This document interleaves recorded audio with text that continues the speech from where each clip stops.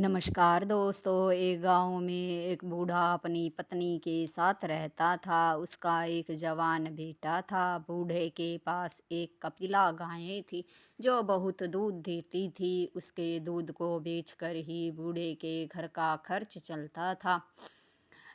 वह कपिला गाय जो थी सारे गांव वालों की आंखों में खटकती थी। बहुत से लोग उस गाय को खरीदने के लिए बूढ़े के घर भी आए, लेकिन बूढ़े ने उस गाय को नहीं बेचा और कहने लगा, यह कोई वस्तु नहीं है, यह मेरे परिवार की सदस्य की तरह है। मैं इससे बहुत प्रेम करता हूँ, इसे नहीं बेचूंगा, इसी से मेरे घर का गुजर चलता है।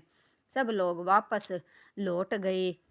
फिर एक दिन जब बूढ़ा गाय के बाड़े में चारा डालने के लिए सुबह गया तो उसने देखा बाड़े में गाय नहीं थी। उसने इधर उधर देखा, सोचा चरने के लिए इधर उधर निकल गई होगी, तो भी उसे वह गाय नहीं मिली। सुबह जब हुई तो सारे गांव में भी ढूंढ लिया, गाय उसे कहीं नहीं मिली। बूढ़ा अपने घर बैठ गया, सोचने लगा कि शायद चरते हुए कहीं दूर निकल गई होगी, वापस आ जाएगी। यही सोच रहा था, पर जब गांव वालों को इस बारे में पता चला तो बूढ़े के घर दो चार लोग इकट्ठा होकर आए और बूढ़े से कहने लगे, भाई तेरी तो किस्मत ही खराब है, जो तेरी इतनी दूध वाली गाय कोई चुरा कर ले गया। हमने तो तुझसे पहले ही कहा था कि यह गाय तुम्हारे पास नहीं रुकेगी। बहुत से लोगों की नज़र इस पर थी। अब किसी ने उसे चुरा लिया है। तुम्हारे लिए तो यह बहुत बुरा हुआ, उसी के दूध से तुम्हारे घर का गुजर चलता था। अब क्या होगा, यह तुम्हारे जीवन की सबसे बुरी घटना है। यह कह रहे थे लोग तो बूढ़ा चुपचाप उनकी बातें सुन रहा था। बूढ़े ने कुछ नहीं कहा। सब लोग वापस लौट गए। एक महीना बीत गया। एक महीने के बाद बूढ़े की कपिला गाय अचानक से वापस आ गई और वह अपने साथ अपनी नस्ल की चार पांच गायें और साथ ले आई। यह देखकर बूढ़ा बड़ा खुश था कि उसकी गाय जो चरती हुई कहीं निकल गई थी, आज वापस उसके घर लौट आई है।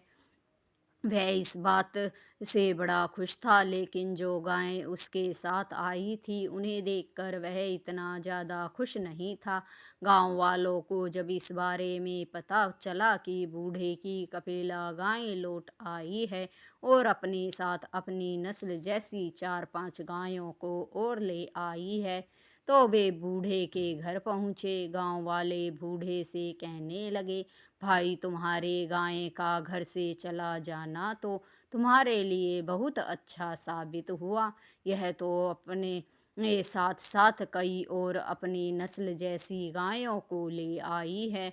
अब तो तुम इनसे खूब कमाई करोगे, क्योंकि इन जैसी नस्ल की गायें मिलना बड़ा मुश्किल है। ये दूध बहुत देती है। अब तो तुम बड़े व्यापारी बन जाओगे। पर बूढ़े ने लोगों की बातों पर कोई प्रतिक्रिया नहीं दिखाई।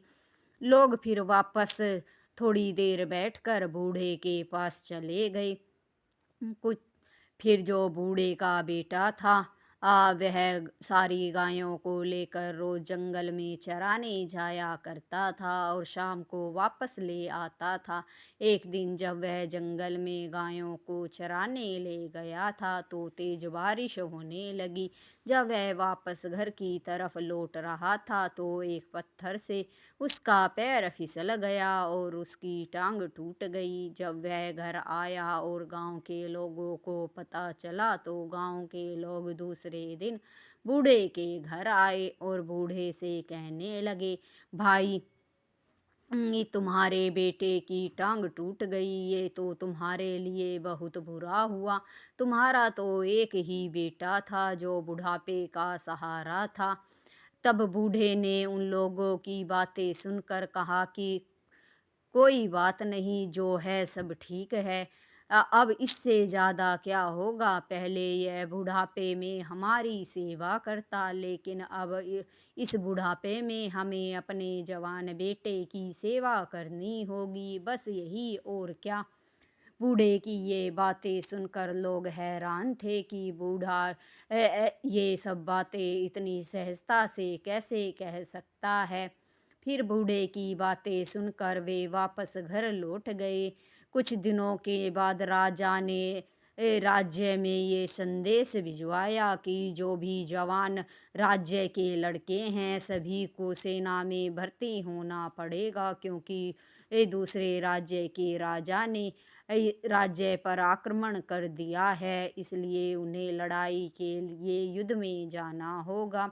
यह बात सुनकर गांव के लोग बड़े परेशान थे और बूढ़े के पास आए और कहने लगे, भाई तुम्हारे बेटे की टांग टूटना तो तुम्हारे लिए अच्छा साबित हुआ। राजा ने आदेश दिया है कि गांव के जितने भी नौजवान हैं सबको सेना में भर्ती होना पड़ेगा, क्योंकि दूसरे राज्य के राजा ने आक्रमण कर दिया है, तो उन्हें युद्ध लड़ने के लिए युद्ध के मैदान पे जाना होगा। यह तो हमारे लिए बहुत ही बुरी खबर है। हमारे बच्चों को युद्ध में लड़ने के लिए जाना होगा, पर तुम्हारे बेटे का तो पाँव टूटा है, इसलिए उसे युद्ध में नहीं जाना पड़ेगा। वह जैसा भी है तुम्हारे पास ही रहेगा। पर हमारे बेटे जो युद्ध लड़ने जाएंगे पता नहीं लौटकर वापस भी आएंगे या नहीं। यही सब बात बूढ़े की तरफ देखते हुए लोगों ने कहा, तुम्हारे साथ इतना कुछ हो गया फिर भी तुम उन घटनाओं पर अपनी प्रतिक्रिया नहीं देते हो। तुम इतने शांत कैसे रह लेते हो, हमें समझ में नहीं आता। तब बूढ़ा आदमी कहने लगे, मेरी बात ध्यान से सुनो। तुम किसी भी कोई भी घटना जब जीवन में घटती है तो उसी समय तुम उस घटना को अच्छी या बुरी पूरे जीवन के लिए मान लेते हो, लेकिन कोई भी छोटी सी घटना जीवन में जो घटती है वे वह पूरे जीवन के लिए अच्छी या बुरी नहीं हो सकती है, क्योंकि घटना छोटी सी होती है और जीवन बहुत बड़ा होता है। जब मेरी गायें घर से चली गई थी तब तुमने कहा था कि यह घटना मेरे जीवन की सबसे बुरी घटना है, लेकिन कुछ समय के बाद जब मेरी गाय कई गायों को लेकर वापस आई तो तुम लोगों ने ही कहा कि मेरी गाय का चले जाना और फिर वापस लौट कर आना और कई गायों को लाना, ये वाली घटना मेरे जीवन की सबसे अच्छी घटना साबित हुई। तुमने फिर बुरी घटना को अच्छी घटना बताया। समय बीतने के साथ फिर जब मेरे बेटे की टांग टूट गई तो तुम सभी लोगों ने उसी समय उस घटना को मेरे और मेरे बेटे के लिए बहुत बुरा बताया और कहा कि इससे तो तुम्हारे जीवन में कोई घटना हो ही नहीं सकती। लेकिन जैसे जैसे समय बीता और आज ये समय आ गया कि तुम्हारे सभी बेटों को फौज में जाना पड़ा और मेरे बेटे की टांग टूटी थी इसलिए उसे फौज में नहीं जाना पड़ा, तो तुम लोगों ने उस बुरी घटना को आज के समय में मेरे जीवन की सबसे अच्छी घटना बता दिया, जिस कारण से मेरे बेटे को युद्ध में जाना नहीं पड़ा। उसकी टांग टूट गई, ये मेरे लिए सबसे अच्छा हुआ। अब वह सदा मेरे पास ही रहेगा।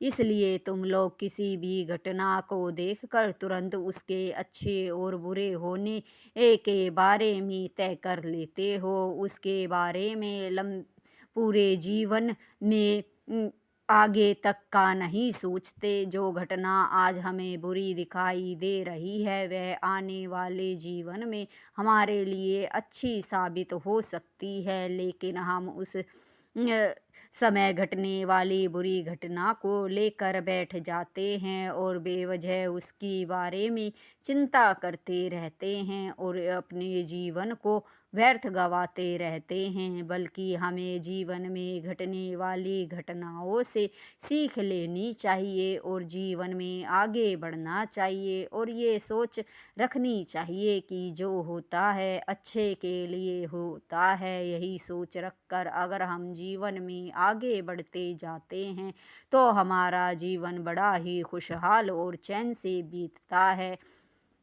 बूढ़े की ये बात लोग सुनकर अ, बहुत खुश हुए और कहने लगे कि आप सही कह रहे हैं। हमें आज की बुरी घटनाओं को देखकर उसे जीवन भर के लिए बुरा नहीं समझना चाहिए। कुछ फिर वे वहाँ से चले गए। कुछ समय के बाद युद्ध खत्म हो गया। गांव के सभी नौजवान वापस लौटकर गांव में आ गए।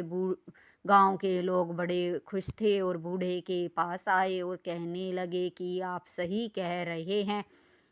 उस समय जो हमें घटना बुरी लग रही थी वह आज हमारे लिए अच्छी साबित हुई है। हमारे सभी बच्चों को राजा ने फौज में हमेशा के लिए भर्ती कर लिया है। जो बेकार और बेरोजगार थे उन्हें भी रोजगार मिल गया है। अब सभी सुखी से जीवन जी रहे हैं। इसलिए उन्होंने कहा कि आप सही कहते हैं, जो भी होता है जीवन में अच्छे के लिए होता है। यही सोच रखकर हमें जीवन में आगे बढ़ना चाहिए। जीवन में कभी भी बुरी घटनाओं को देखकर रुकना नहीं चाहिए और न ही अपनी सोच बदलनी चाहिए। कहानी आपको अच्छी लगी हो तो लाइक, शेयर और सब्सक्राइब ज़रूर करें। धन्यवाद दोस्तों।